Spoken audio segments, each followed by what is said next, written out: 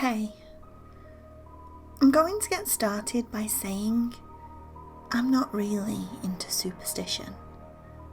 I have always been a person to shoot down stories and ideas about the supernatural. Even now, I'm still not so sure I'm a believer. But what I do know is that something happened to my brother that I cannot explain. My brother Billy isn't exactly the most normal person in the world. He's a borderline schizophrenic, so he can get a bit odd at times, like saying he sees weird stuff and randomly talking to himself. So my mother put him on medication. Don't get me wrong, I love my brother to death, and I guess he's a great kid. He just gets annoying with certain things. He's obsessed with weird stuff like dreams and meditation. The last 11 years, he has kept journals religiously. What you are about to hear is his final journal entry. I've not edited, changed or fixed anything about this entry. For personal reasons, I'll leave the dates of this incident out. For about the last 5 years, I've thoroughly been practicing, and I've become relatively good at lucid dreaming. If you're unaware as to what lucid dreaming is, it is the ability to understand when you're dreaming while you're asleep, making you become in control of your own dreaming experience. That's not important. But the point I'm trying to make is that I've become very aware as to when I'm dreaming and when I'm not. The last year and a half, I've practiced the art of Chakra. Chakra is composed of about 7 centres of psychoactive energy, which you can learn to calm your body in these areas to a state where you can cause astral projection, or in other words, have an out-of-body experience on demand. The only problem is that it's completely different from lucid dreaming, and you can screw this up really bad. Then you're in some serious trouble. I'm sure some people have seen the movie Insidious. While some found it pretty scary and some found it stupid, the movie offers one concept that is very scary. The little boy in the movie projects himself too far and can't make it back to his body, then goes into a coma. But the scary part is that can actually happen when you project too far out of your boundaries.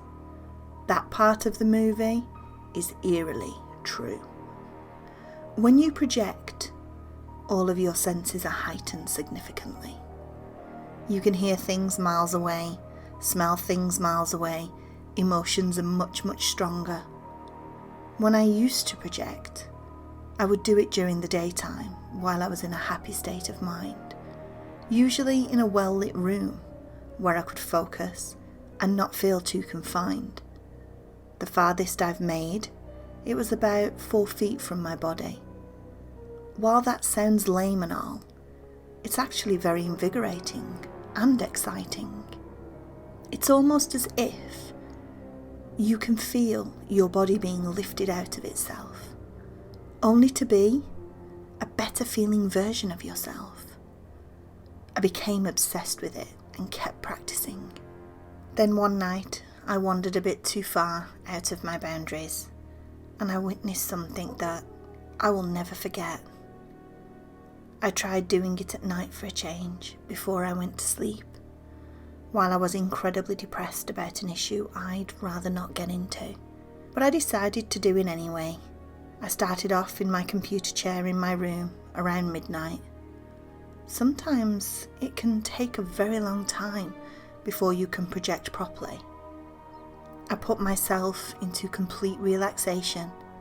I felt my body numbing itself slowly from my forehead all the way down to my toes.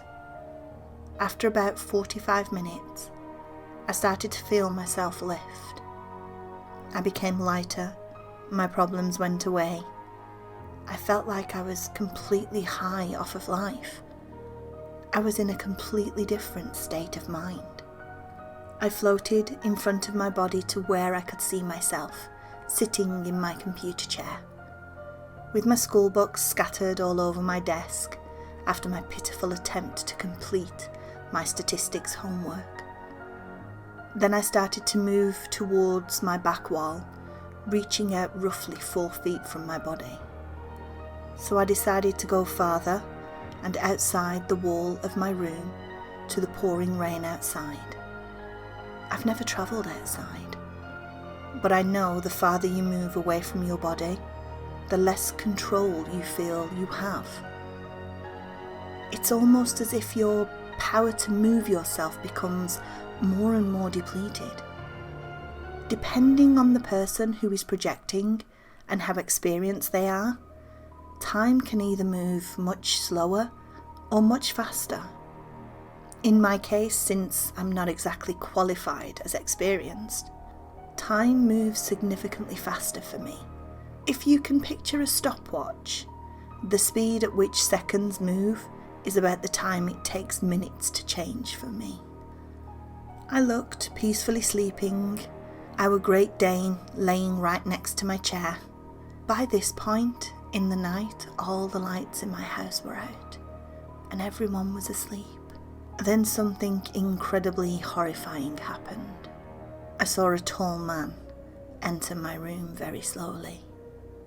I did not recognise him at all. He was an old, sickly-looking man with white hair and was dressed in a full black suit. He walked into my room and stopped right in front of my computer chair where I was sitting. My dog woke up immediately. My first thought is this guy must have broken into my home. My dog is going to go nuts. No. What happened was the complete opposite.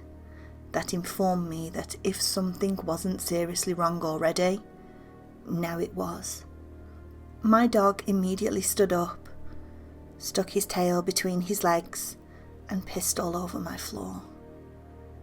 It wasn't like he had an accident.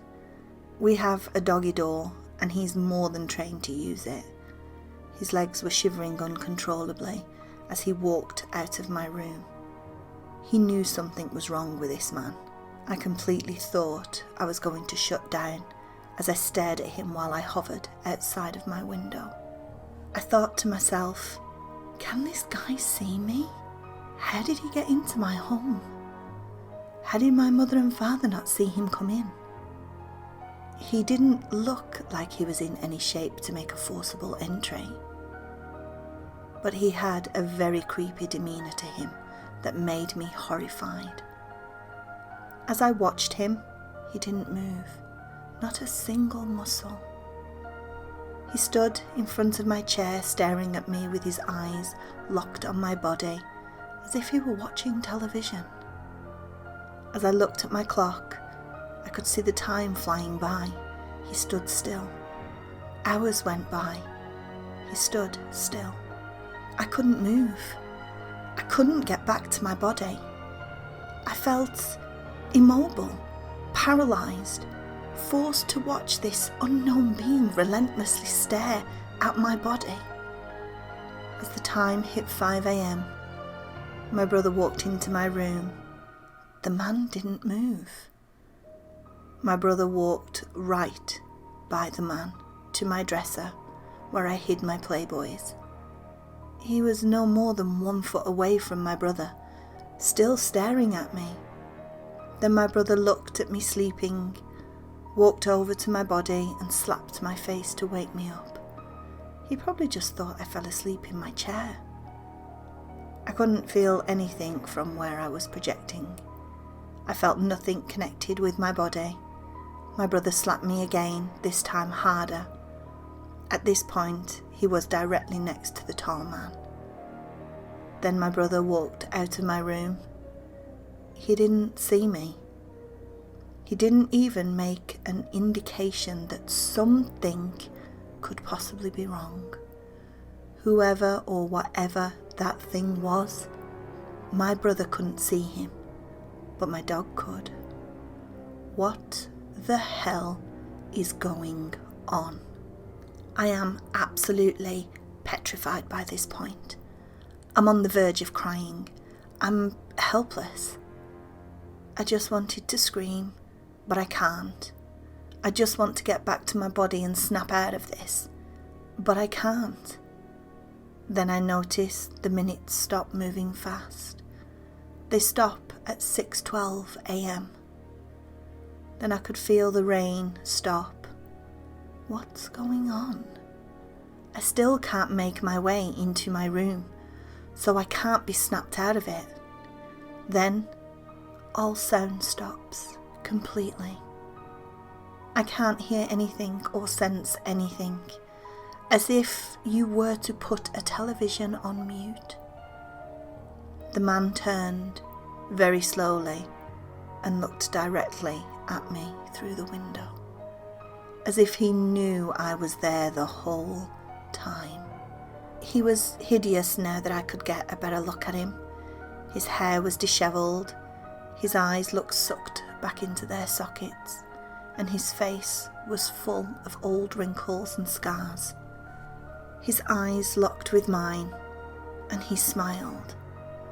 Not a happy-looking smile, the type of eerie smile that seems to stretch from ear to ear, with a sort of demented meaning to it. He then put his finger to his mouth to shush me. Then he turned and walked out of my room slowly, with the door closing behind him, without him touching it. The next blink I took, I was shoved back into my body and jolted up like I'd been hit with a shot of adrenaline. I ran out of my room to try to catch the man. Nothing. I checked my whole house. Nothing. I thought immediately that it was a dream, an incredibly vivid dream, until I walked back into my room and stepped in something wet.